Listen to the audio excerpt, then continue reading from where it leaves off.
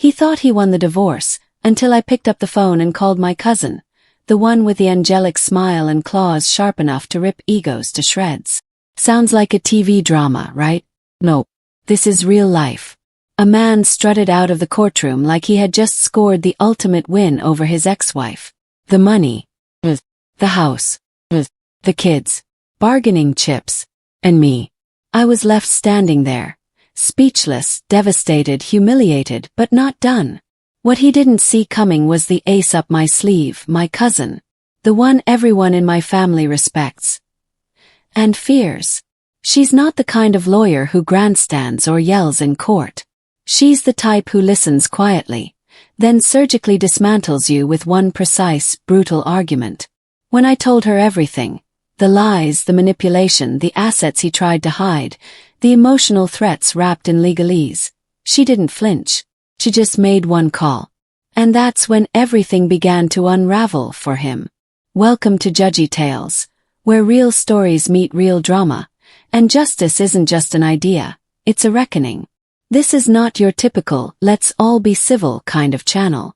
We don't hand out moral gold stars or tell you to take the high road. Here we bring you the messy, unfiltered truth, and you get to judge.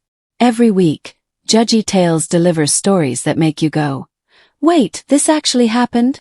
From family feuds that explode over Thanksgiving turkey to revenge so satisfying you'll want to high-five your screen, this is the place where chaos meets karma, and nobody leaves without a scar or a lesson. Today's story. It's not just about a man who underestimated his ex-wife. It's about a system he thought he could exploit. He played smart. He thought he loopholed his way into a win. But what he didn't know was that when you use the law to manipulate, the only person who can truly shut you down is someone who knows it better than you. And this time I wasn't fighting alone. I had a legal powerhouse standing beside me, fueled by loyalty, precision, and just the right amount of rage. Think you know how nasty a divorce can get? Think again. Think women always end up with the short end of the stick. Think again. And if you think justice is just a word, then buckle up. What you're about to hear might change that forever. This story isn't just about heartbreak. It's about revenge, the legal kind. The slow, methodical kind. The kind that doesn't just sting, it burns. Headphone listen. Balance scale judge. Speech balloon and drop your verdict in the comments. If you've ever wondered whether karma has a legal team, spoiler alert, she does. And sometimes, she's your cousin with a bar license and a score to settle. Judgy Tales. You listen. You judge. And the reckoning. That's on them. Let me take you back. Not just to the day the divorce papers were signed, but years before that, when everything looked perfect on the outside. I was 25 when I met Mark. I was just starting my career as a pediatric nurse, still living in a small rented apartment, still figuring out how to adult without burning spaghetti or overdrafting my bank account every other week. Mark was 32, already polished, confident, and back then incredibly charming. He was the kind of guy who always had a plan. He worked in real estate development, knew the best wines to order at dinner, and had this air of stability that made him feel like an anchor. After a string of failed dates and short-lived situationships, he felt like a safe harbor. I fell for that hard and fast. Our relationship moved quickly. Within a year we were engaged. 6 months later married. People told us we were rushing, but Mark had a way of making everything feel urgent and certain. Like if we didn't move forward now, we'd miss out on some grand destiny. At first, that kind of decisiveness was intoxicating. But it wouldn't take long before it started feeling more like control. The first red flags didn't come in fireworks. They came in whispers, subtle shifts that alone didn't seem dangerous. But looking back, they were warnings. Like how he always had to be the one to manage our finances. I thought he was being helpful, that he just wanted to take that burden off my shoulders while I worked night shifts at the hospital. It didn't seem like a big deal that I didn't know the passwords to our joint accounts. Or that my paychecks got direct deposited into an account he opened, for both of us. After all, we were married. What's mine is yours, right? Except it wasn't. I started noticing how he'd make big financial decisions without even telling me. New car. A business investment. Money moved around. When I asked questions, I got vague answers or worse, condescension. You wouldn't understand the strategy, he'd say. That's why I handle it. And because I didn't grow up with money, because I'd been taught to trust the man in the suit, I let it go. Then came the isolation. Again, not dramatic at first. He just didn't like some of my friends. Said they were bad influences. Negative energy. Why hang out with women who still acted like they were in college when I was a married woman now? He didn't want me to cut ties, just distance myself. Slowly. Until my circle shrank down to just him and a couple of approved friends we'd hang out with as a couple. And somewhere in all of this I lost myself. The irony. From the outside people thought we were goals. Picture-perfect couple. We had the house in the suburbs, the matching holiday cards, the Instagram-worthy vacations. But what they didn't see was the silent treatment I got for disagreeing with him. The way he kept tabs on me, under the guise of checking in. The subtle digs about my body after I had our son. The way he weaponized every mistake I ever made, from burning dinner to being 5 minutes late picking up our kid. Speaking of our son, our beautiful, brilliant, curious boy. He was the only thing keeping me grounded through all of this. The moment I gave birth to him, something in me cracked open. A kind of primal clarity. I started seeing things differently. Began asking questions. Pushing back. But every time I did, Mark pushed harder. Things got worse after our son turned 3. Mark started spending more time at work. Or at least that's what he said. He came home late, smelled like expensive cologne that wasn't his usual. He became more short-tempered. Colder. And then one night while he was asleep, I found messages on his tablet. Explicit messages. Photos. A full-blown affair with one of his employees. Her name was Melissa, 26, new to the firm. And apparently, much more exciting than the wife who'd given him a home, a child, and nearly a decade of loyalty. I didn't confront him right away. I wish I could say I packed my bags that night and walked out. But I didn't. Froze. I was devastated, shamed, and honestly scared. Because by then I didn't feel like I had anywhere to go. I had no savings in my own name. He controlled everything. And he knew that. Eventually I confronted him. Calmly even. I thought maybe we could talk it through. Maybe he'd confess or at least show remorse. But instead he looked me straight in the eye and said, "You're being paranoid. Stop trying to start drama." Gaslighting level 9000. That's when something snapped in me. I started documenting everything. Got a burner phone. I downloaded copies of emails. Took screenshots. Talked to a therapist. Reached out to old friends quietly. And I began planning my exit. But Mark, as always, moved first. One day I came home from work and found divorce papers on the kitchen counter. No conversation. No warning. Just a neat little envelope with my full legal name and a letter from his lawyer. He was filing. And he wasn't just trying to leave. He was trying to leave with everything. The house, car, primary custody of our son.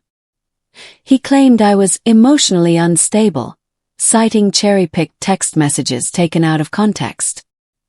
He said I was a danger to our child, that my night shifts made me absent and unfit. He wanted full control of our shared assets, the ones I didn't even know the full value of. It was a surgical strike. And it almost worked. I was in shock. I felt humiliated, betrayed.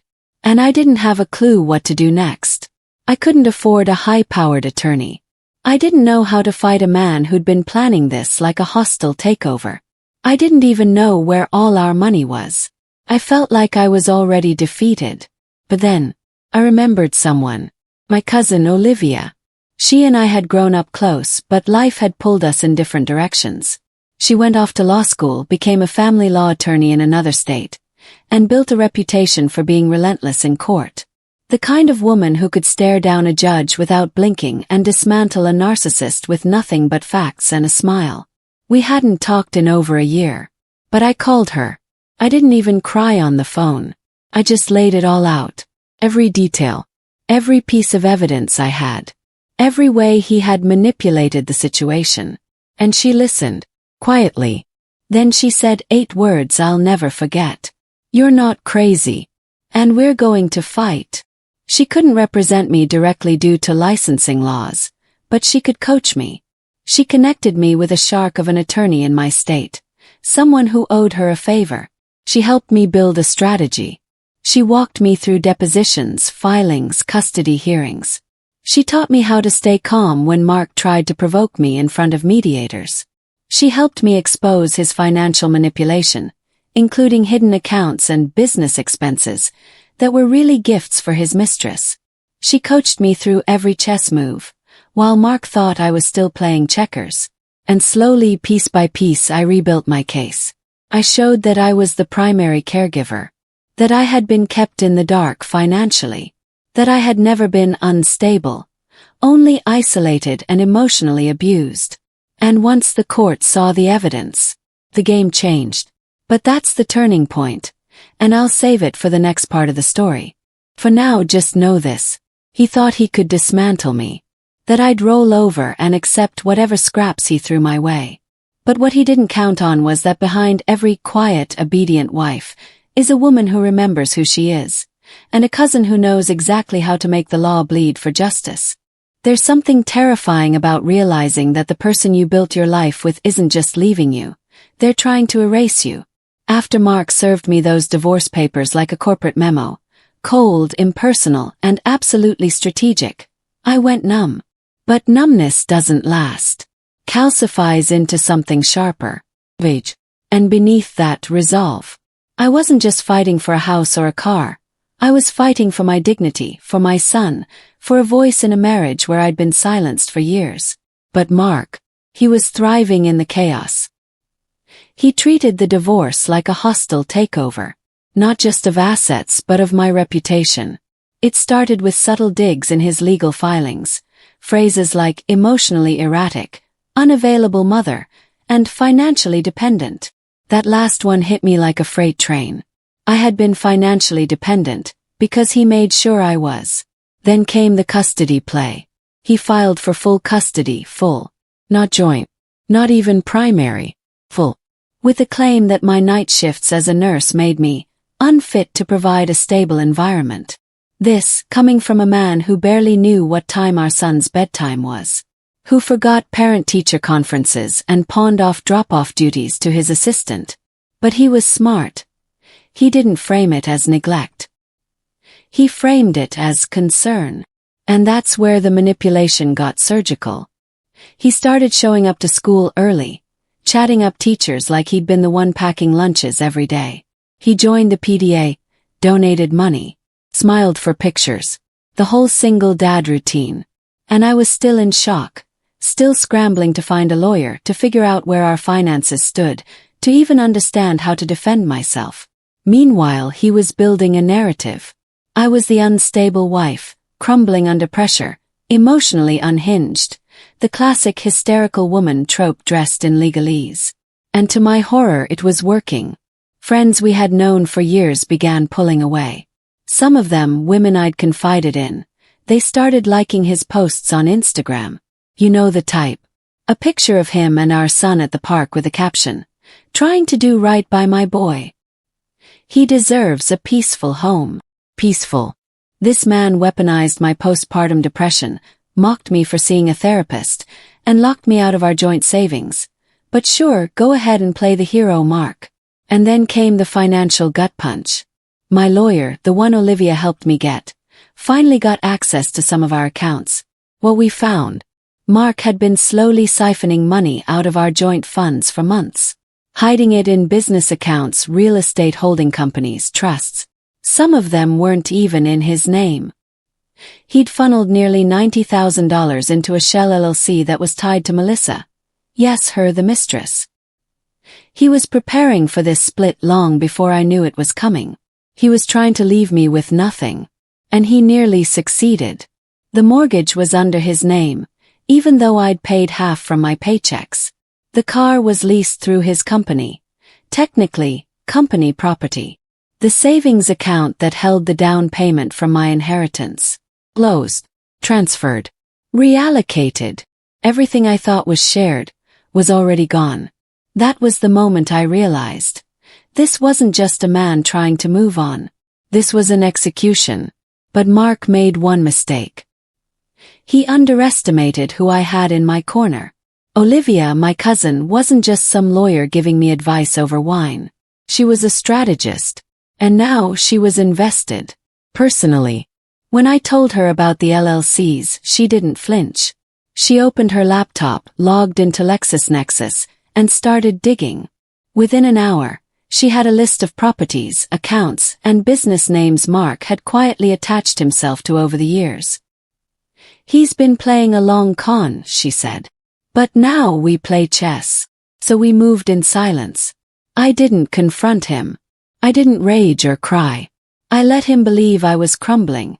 The better to let him walk right into his own arrogance. Olivia helped me assemble a forensic accountant. We subpoenaed records. We built a timeline. We documented everything. And we began preparing a countermotion, one that would hit him where it hurt, in his wallet and in his ego. But the real tension, the custody hearings. Mark's lawyer was slick. One of those smug types with $1,000 suits and an oily smile. He called into question my work schedule, my therapy history, my mental health. He tried to paint me as unstable, citing a journal entry I'd written years ago when I was struggling with new motherhood. Somehow they had a copy. I hadn't even known Mark had access to it. You wrote here that you felt like disappearing, the lawyer read aloud in court. Is that what a responsible parent writes? My stomach turned. I wanted to scream. But Olivia's coaching echoed in my head. Don't take the bait. They come. Let them show their hand. So I did. And when it was our turn, my lawyer didn't just defend me. She dismantled the narrative. She introduced records of my work hours. Testimonials from co-workers and supervisors praising my commitment. A notarized statement from my son's preschool teacher. One who hadn't been swayed by Mark's charm. Explaining how I was the one attending conferences, signing homework, doing the drop-offs when Mark was too busy closing deals. Then came the twist. My lawyer presented documentation from the forensic audit. LLCs, the asset transfers, the business expenses, that were clearly personal. One of them, a condo lease in Melissa's name, paid with funds from our joint savings account. Mark turned white. His lawyer tried to object, but it was too late. And then we introduced emails. Emails between Mark and Melissa where he joked about wiping her clean, and making sure the house is in my name before she finds out. Direct quotes. Arrogant. Floppy. Brutal. The court went silent. That day we didn't win. Not yet. But the tide shifted.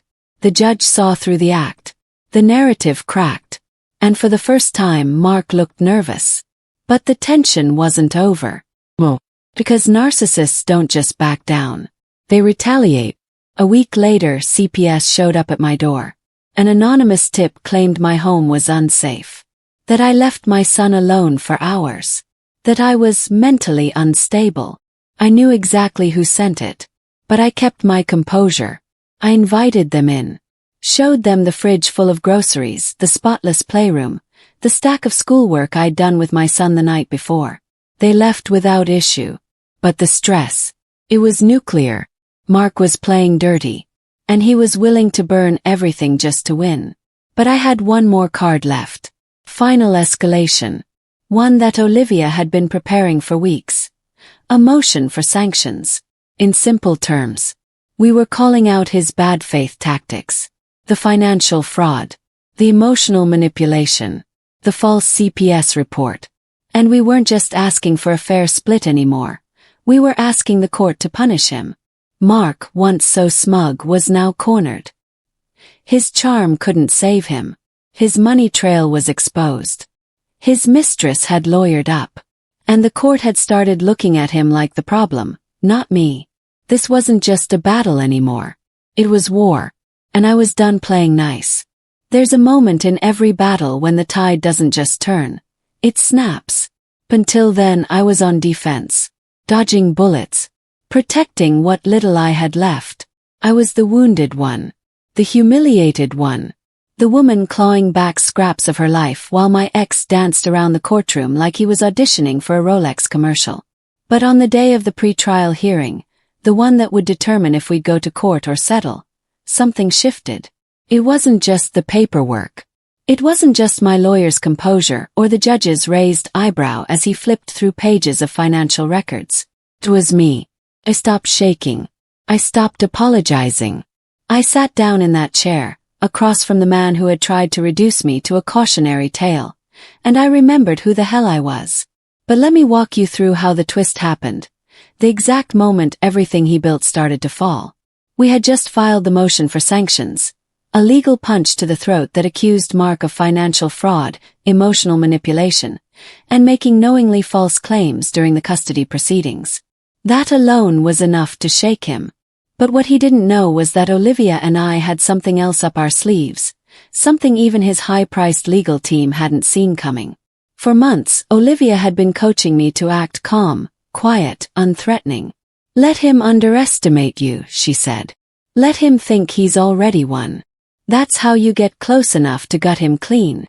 So while Mark was strutting through mediations, making passive-aggressive remarks about my emotional volatility, I was working with a forensic team, one Olivia helped assemble, to trace every dollar he moved, every lie he told, every asset he tried to bury. And then we found it. The wire. It was buried in a shell corporation, 3 layers deep, an account that belonged to a fake business Mark had set up under his college roommate's name. But what made it explosive wasn't just the shell. It was the amount, $312,000, transferred from our marital account to that company just 6 weeks before he filed for divorce. Even worse. The money came directly from the equity line he took out against the house I had partially paid for using a small inheritance from my grandmother. The funds were supposed to go toward renovations. But instead they were sent offshore, and then rerouted back to Mark's personal investment account under a new name. In short, he stole from me, laundered the money, and lied to the court about it. But that's not even the twist. Not yet. See, the thing about narcissists like Mark, they're cocky, they're sloppy, they think everyone else is a pawn in their game. So while he was doing all this behind my back, he made the fatal error of putting Melissa, yes, the mistress, on the paperwork as a secondary signatory to the shell company. And Melissa, as it turns out, had no idea. She thought Mark was putting her on the account as part of a new business venture. She believed they were building a future together. That she was finally the one, the chosen one. That's how he played her, just like he played me. But when our legal team reached out to her, presented the documents, and explained that her name was on fraudulent transfers tied to a pending sanctions motion, she cracked. She agreed to a deposition. And she didn't hold back. In that deposition, which Olivia attended virtually, watching with a glass of wine and the smuggest grin I've ever seen, Melissa testified under oath that Mark had told her the money wasn't his wife's, that he'd taken care of that already, and that I was just a bitter woman trying to bleed him dry. She admitted he'd promised to marry her once the divorce was finalized. That he was planning to sell the house, our house, and move in with her. That the condo lease he put in her name was supposed to be temporary, until they got the big place in Napa. She thought she was a partner. She was a pawn. And now she was done protecting him. Her testimony, combined with the bank records, was like a nuke dropped on Mark's case. Suddenly, the man who had been painting me as unstable, irrational, and greedy, was exposed as a manipulative fraud who had not only tried to hide marital assets, but had involved an unknowing third party in potential financial crimes. The courtroom went silent when her deposition transcript was read. Mark's lawyer went pale. He tried to claim Melissa was emotionally unstable, that she had an axe to grind. But the damage was done. The evidence spoke louder than any spin could. But the real twist. The judge's reaction. After reviewing the documents and testimony, the judge, a calm, no-nonsense woman who hadn't smiled once during the entire proceeding, looked over her glasses at Mark and said, "Sir, if even half of this is true, you're not only looking at losing your asset claims, you may be looking at criminal charges." That's when the air left the room. Mark sat there visibly sweating. For the first time since the divorce began, he looked scared. The judge ordered a full financial audit, froze the disputed accounts, temporarily revoked Mark's access to our son until further investigation, and, in a final shocking blow, granted me exclusive temporary use of the house and primary custody. Just like that, the man who thought he'd engineered the perfect exit plan was stripped of it. But there's more. A week later, Olivia got a call from Mark's former financial advisor, the one who had quietly stepped away right before the divorce started. Turns out Mark had pressured him into creating those LLCs. He hadn't felt right about it, and after seeing the legal fallout, he wanted to come clean. He offered a signed statement, corroborating our timeline, the money trail, and even confirmed that Mark had said, in his words, "She'll never find it. She's not that smart." He said that, on the record. And suddenly, what was once a divorce proceeding had become a full-blown legal avalanche. By the time we returned to court for the follow-up hearing, Mark was unrecognizable. Gone was the smug confidence, the tailored suit swagger. He looked like a man who realized the game he was playing had outgrown him, and now it was playing him. But I wasn't done. My lawyer filed an updated motion, not just for equitable division of assets, but for punitive damages. We had enough evidence to justify it: the fraud, the malicious intent, the emotional distress. Olivia called it justice with interest. And when the judge ruled in our favor, granting me 70% of the marital assets, full custody, and a lien on any future sale of his properties, I didn't cry. I didn't scream. I just smiled. Because that wasn't just a legal win. That was the sound of a woman rising. That was the moment Mark realized. He hadn't beaten me. He'd awakened me. And all it took was one call to the right cousin. Revenge isn't always fire and fury. Sometimes it's paperwork and patience. Sometimes it's not about screaming louder. It's about sitting still while the world turns in your favor. One cold, quiet victory at a time. After the bombshell deposition from Melissa, the judge's stern warning, and the frozen accounts, Mark's house of cards started to collapse in slow, excruciating motion. And trust me, I watched every second of it. At first, he tried to recover. He fired his legal team, classic move, and hired a new, more aggressive lawyer.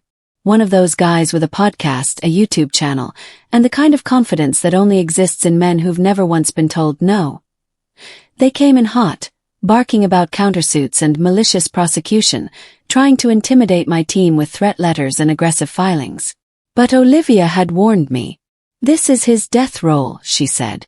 Like an alligator that knows it's already been shot. Because the thing they still hadn't grasped was this. I wasn't fighting to win anymore. I had already won. Now I was fighting to make sure every one of Mark's dirty tricks saw the light of day. And that's exactly what happened. The court-ordered financial audit uncovered everything. Not just the LLCs. Not just the siphoned equity from our home. But offshore investments tied to companies that didn't even legally exist. He had used our marital assets to fund speculative real estate deals in Belize and Panama.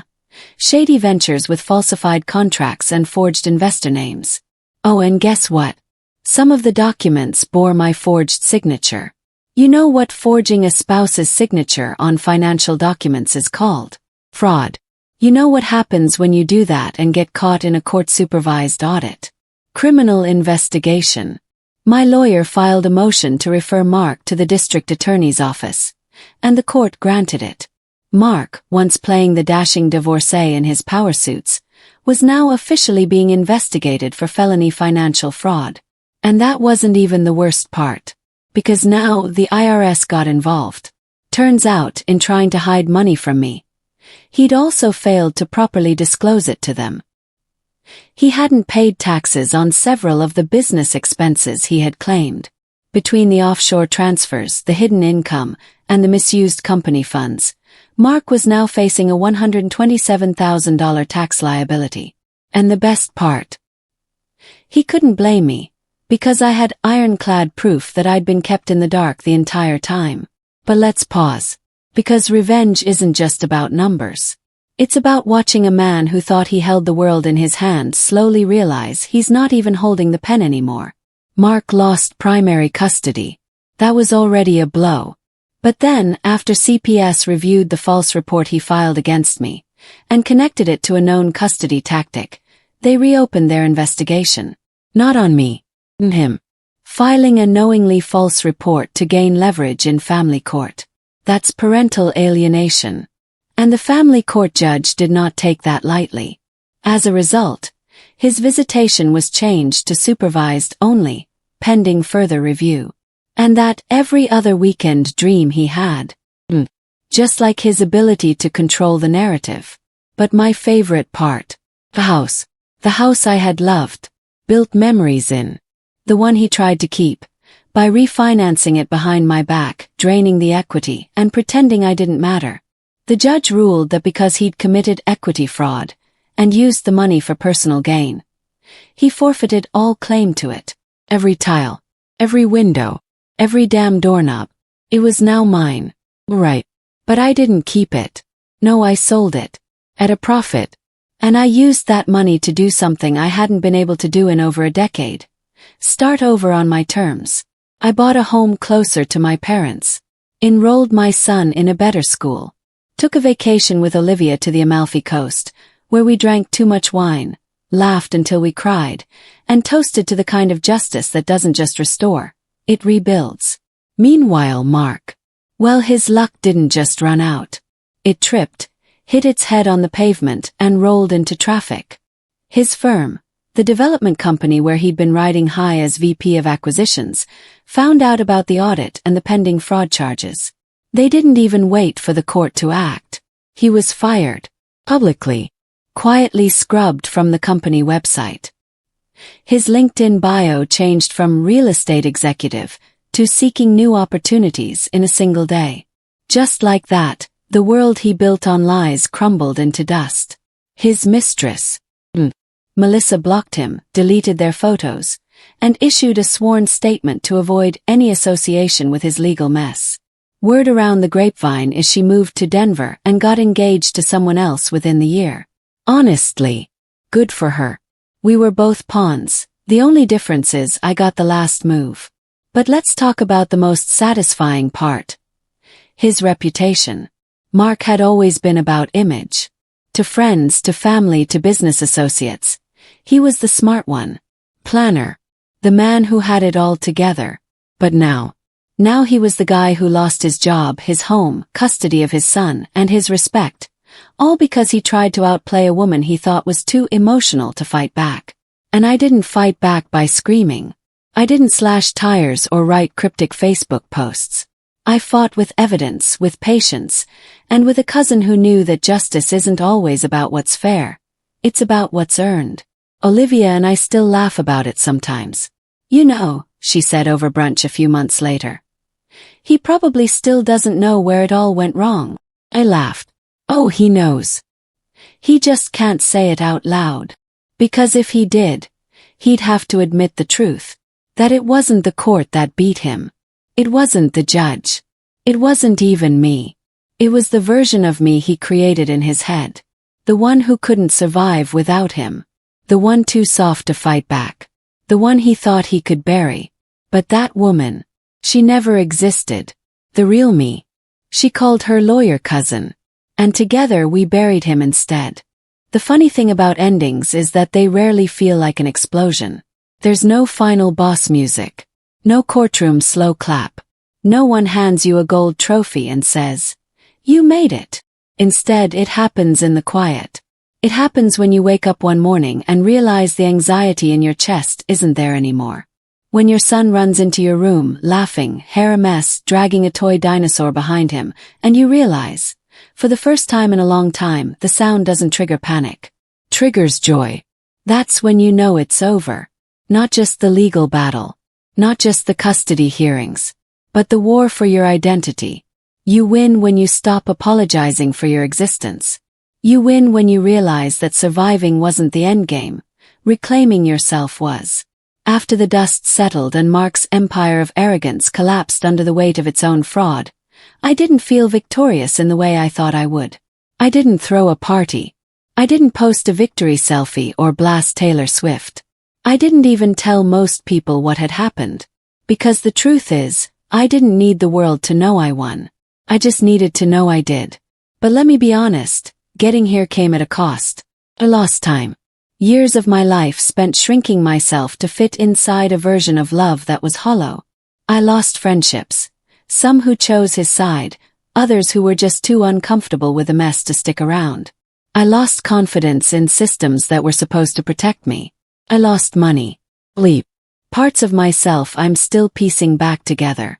But what I gained, that's the real twist. I gained clarity.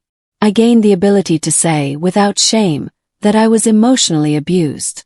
That I was manipulated, gaslit, controlled. And still I found my way back. I gained a sense of power not built on dominance, but on truth, on choosing peace over fear, on knowing the law wasn't just something to be afraid of, but something that, when wielded by the right hands, can become a weapon for justice. And most of all, I gained myself back. I started laughing again. Real laughs, the kind that come from your belly, not the ones you force at dinner parties to keep the mood light. I started dancing in the kitchen with my son, eating pasta straight from the pot, singing off-key to 80s music with Olivia during our monthly Justice wine nights. I started writing again, journaling the truth, not the sanitized version I used to show people to keep up appearances. And through it all, one thought stayed with me. Why did I ever believe I had to be the one who stayed quiet? So if you're listening to this right now, if you're still in the middle of your storm, this part is for you. You don't owe anyone silence. You don't owe your ex peace at the cost of your dignity. You don't owe your family a smile when your heart is breaking. You don't owe your lawyer politeness if they don't take you seriously. You don't owe your abuser the benefit of the doubt. You owe yourself the truth. Because here's what no one tells you when you're married to a manipulator. The most dangerous part isn't the yelling or the cheating or the control. It's the slow erasure of your instincts. The way they convince you that your gut is broken, that your feelings are dramatic, that you're lucky they put up with you. That's not love. That's not a relationship. That's a psychological chokehold disguised as intimacy. And the only way out, the only way, is to break the spell and choose yourself. That choice. It's not loud at first. It's not a declaration shouted from the rooftops. Sometimes it's a whisper. Phone call. A late-night Google search. What does emotional abuse look like? Sometimes it's just staying in the car 5 more minutes before going inside and pretending everything's fine. But those moments, they matter. They build. They lead to more. And eventually they lead to action. For me, that action was calling my cousin. For you, it might be talking to a friend, calling a therapist, contacting a lawyer, recording things, writing down dates, saving receipts, starting the paper trail even if it feels scary. And let me say this clearly, especially to the women out there who've been told they're too emotional or too dramatic. Your anger is valid. Your fear is valid. Your instincts are not broken.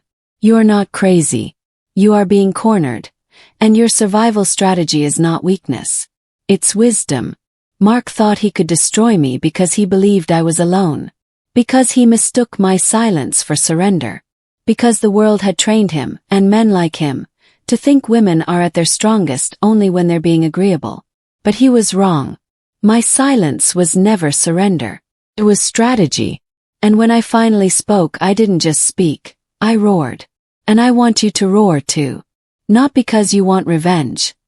Although let's be honest, it's sweet. But because you deserve to breathe again. To look in the mirror and recognize the person staring back. To raise your kids in a home where love isn't laced with fear. To stop walking on eggshells and start dancing in your damn kitchen again. And if you need help, call your Olivia. Maybe she's not a cousin. Maybe she's a friend, coworker, therapist, a stranger on the internet who tells you, hey, you're not crazy. Find her. Trust her. Let her remind you that you are not broken. You are fighting. And that fight is noble. And for the rest of us, let's do better. Let's stop asking women why they stayed and start asking men why they thought they could behave that way. Let's teach our sons to recognize manipulation, to lead with humility, to listen. Let's stop celebrating narcissists because they're charming, and start holding them accountable because they're dangerous. Let's stop glamorizing toxic relationships with words like power couple, when what we're really watching is one person disappear inside the shadow of another. Because the real power couple is a woman and her self-worth. So to Mark, if you're listening, thank you. Thank you for underestimating me. For giving me the fire I didn't know I had. For handing me the pen to rewrite my story, not as your bitter ex, but as my own damn hero. And to my cousin Olivia, you didn't just save me. You reminded me I never needed saving in the first place. I just needed someone to remind me I already had the sword. Ear listen. Balance scale judge. Beach balloon and share your verdict below. If you believe justice comes in all forms, even from family, even from inside the system, then this story deserves to be heard. This is Judgy Tales, where the truth gets loud. And justice, no matter how late, always finds her way home.